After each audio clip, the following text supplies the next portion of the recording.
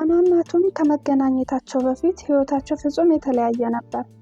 አና ከናሽቪል የመጣች እንስሳት ሐኪም ስትሆን በቅርቡ ያረፈችው እናቷ ወጣት ሳለች የጎበኘቻቸውን ታሪካዊ ቦታዎች በመከተል የናፍቆት ጉዞ እያደረገች ነው። እናቷ ከሞቷ በፊት የሰጠቻትን ቦታው ላይ ሳትደርሺ እንዳትከፍቺው ያለቻትን ሚስጥራዊ ደብዳቤዎች ይዛለች። ቶም ደግሞ በአትላንታ ከተማ የቴክኖሎጂ ስኬት ላይ ብቻ ያተኮረ ህይወቱን በእቅድና በስራ የሚመራ ወጣት ነው።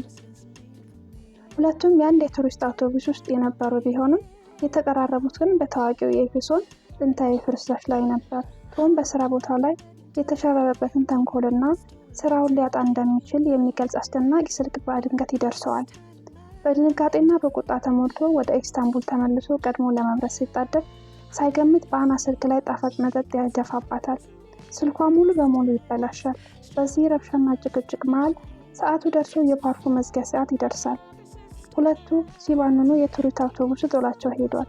የአና ቦርሳ፣ ፓስፖርትና ዕቃ ሁሉ አውቶቡስ ውስጥ ቀርቷል። ቶም ቦርሳው ቢኖረውም ባንኩ ስለተዘጋበት ሳንቲም አልነበረው። ያለ ስልክ፣ ያለ ገንዘብና ያለ ፓስፖርት በባዕድ ሀገር ሜዳ ላይ ቀሩ። አና በቶም ግዴለሽነት መጀመሪያ ላይ ክፉኛ ብትናደድም አሁን መተጋገዝ እንዳለባቸው ታውቃለች። በአቅራቢያው ወደሚገኝ አንድ ትንሽ ሆቴል ሄደው ቶም ባለው የተንኮል አዋቂነት አስተናጋጁን ይማጸናል። አስተናጋጁ አዝኖላቸው ሌሊቱን በነፃ እንዲያሉና ጠዋት አስተዳዳሪው ሳይመጣ 1 ሰዓት ላይ ክፍሉን አጽድተው እንዲወጡ ይፈቅድላቸዋል። በዛች ጠባብ ክፍል ውስጥ ቶም መሬት ላይ፣ አና ደግሞ አልጋው ላይ ተኛ። ቶም በስራው ምክንያት በጭንቀት ሲገላበጥ ያደረ ሲሆን አና ግን የቁጣ ስሜቷ ቀስ በቀስ ወደ ማዘን ተለወጠ። በማግስቱ ጠዋት ጉዟቸው በእግርና በመኪና በማስቆም ቀጠሉ። ረሃብና ድካም ባቆራኛቸውም አንድ የደደቅ የጭነት መኪና አሽከርካሪ መንገድ ላይ የሚበላ ምግብ ሰጣቸውና የተወሰነ ርቀት ይዟቸው ተጓዘ። ጉዟቸው ወደ አንድ ጥንታዊ ወታደራዊ ምሽግ አደረሳቸው። ይህ ቦታ አና እናቷ በወጣትነቷ መታ የተሰማትን ጥንካሬ የጻፈችበት ስፍራ ነበር። አና ደብዳቤውን ስታነብ በዓይኖቿ ውስጥ የእንባ ጠብታዎች ታዩ። ቶም በትኩረት ይመለከታት ነበር። እናቷ ከሞቷ በፊት የሰጠቻትን እነዚህ ደብዳቤዎች በመካከላቸው የነበረ የቆየ ቅሬታ የሚያክሙና የፍቅር ትርጉም የሚያስተምሩ ነበሩ። ቶም በጥንቃቄ አዳመጣት። እሱ ስለ ስራውና ስለ ኮርፖሬት ስራ ብቻ ያስብ የነበረው ሰው አሁን ግን ከጎኑ ስላለችው ሴት ጥልቅ ስሜትና ውበት ማስተዋል ጀመረ። ቶም ስለ ስራው መባረር ያለውን ስጋት ቢነግራት አና እጁን ይዛ መብቱን ማስከበር እንዳለበትና ጠንካራ መሆን እንዳለበት ብርታት ሆነችው። አና በብርድ ስትንቀጠቀጥ ቶም ካፖርቱን አውልቆ ሰጣት። መልካም ምሽት ቶም አለችው፣ ልቧ በሙቀት ተሞልቶ። መልካም ምሽት አና አላት፣ እሱም በዓይኖቹ ውስጥ አዲስ ተስፋ እያበራ።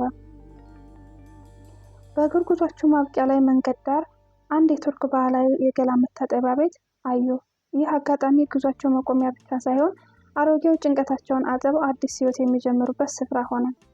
እዛ ውስጥ ተጣጥበውና ለብሰው ሲወጡ ሁለቱም አዲስ ሰዎች መስለው ነበር። በመታጠቢያ ቤቱ ባለቤት ትብብርና ቶም ባደረገው ጥረት በመጨረሻ ወደ ኢስታንቡል የሚወስዳቸውን መኪና አገኙ። ወደ ከተማዋ ሲመለሱ የቱሪስት ድርጅቱ ዕቃዎቻቸውንና የአናን ፓስፖርት በሰላም አስቀምጦላቸው ጠበቃቸው። ቶም ወደ አሜሪካ ተመልሶ ስራውንና መብቱን ለማስከበር ጥንካሬ አግኝቷል። ነገር ግን አሁን ከስራው የበለጠ ትልቅ ዋጋ ያለው ነገር አግኝቷል። እሷም አና ናት። አናም ቢሆን የእናቷን የመጨረሻ ደብዳቤ በኢስታንቡል ታዋቂው ሀገር ስር ስትከፍተው እናቷ የጻፈችላት መልእክት ግልጽ ሆነላት።